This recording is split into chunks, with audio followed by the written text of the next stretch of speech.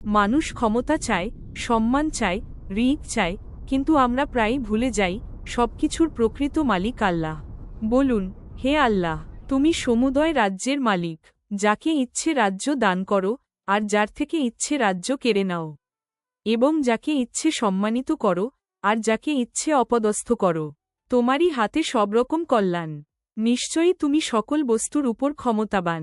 তুমি রাতকে দিনের ভেতরে প্রবেশ করাও এবং দিনকে রাতের ভেতরে প্রবেশ করিয়ে দাও। আর তুমি জীবিতকে মৃতের ভেতর থেকে বের করে আনো এবং মৃতকে জীবিতের ভেতর থেকে বের করো। আর তুমি যাকে ইচ্ছা অপরিমিত বেহিসাব রিক দান করো। সূরা আলে ইমরান আয়াত ২৬, আয়াত ২৭। রিক, সেটাও শুধু হিসাবের অঙ্ক নয়। আল্লাহ যাকে ইচ্ছা বেহিসাব রিক দান করেন। তাই যখন জীবনে ক্ষমতা, সম্মান বা রিক কমে যায়, হতাশ হবেন না। আর যখন বেড়ে যায়, অহংকারী হবেন না।